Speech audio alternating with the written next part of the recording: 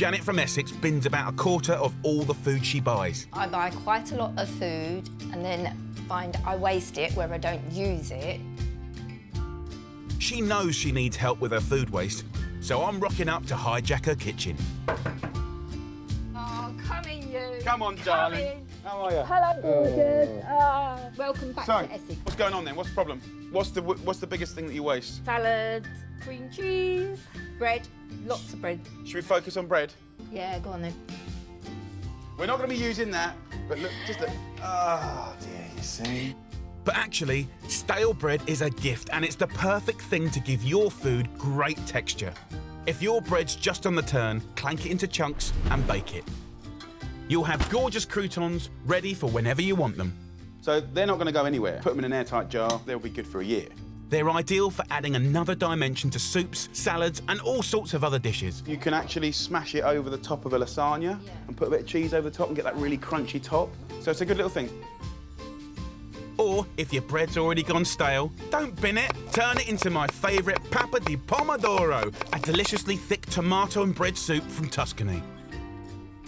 I'm going to put some garlic in here. I'm just going to sweep in that basil. So this goes back on here. Now, I quite like spicing up this soup, so I put just a little bit of dried chilli. So what we're going to do is go in with 1 tin of tomatoes, and then we go over with our bread. Just tear it into thumb-sized pieces, OK? If you use fresh bread for this, it would be soggy and gluey and horrible. Stale bread, however, is phenomenal. So look, here we go. We're going to season it with salt, pepper and olive oil. A tiny bit of Parmesan I put in there. I'm using it not as a cheese, but as a seasoning. And then what you'll notice is it just shines. Just finish off with a handful of basil leaves and a few shavings of Parmesan. Right, darling, you have a little taste.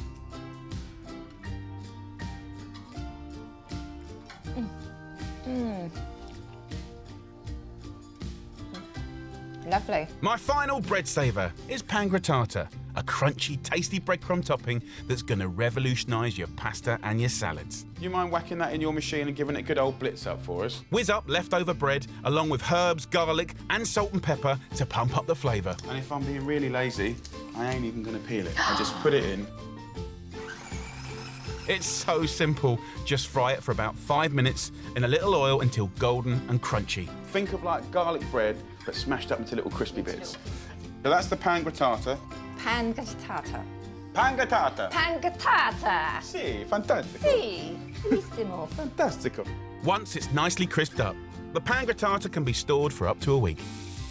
But right now, I'm going to add it to the pasta dish I'm making with tomato, chilli and basil sauce. We'll season it with salt and pepper. We'll have a little bit of a shake around. Have a taste.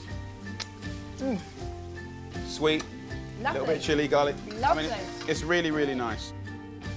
And let's serve up this spaghetti. Sometimes even a little of that water is good to have as well. And then we have a little toss-up. And then we can finish with some good olive oil at the end. And we can tear in some basil, so you get that fresh hit. I know I'm deeply biased, but I want you to try this pan grattata and tell me I'd love to that it doesn't set off the whole pasta dish. You're going to go absolutely wild for that. And get in there, darling. I might even join you, actually, for a little mouthful. We can do a Lady in the Tramp. Yes, we can.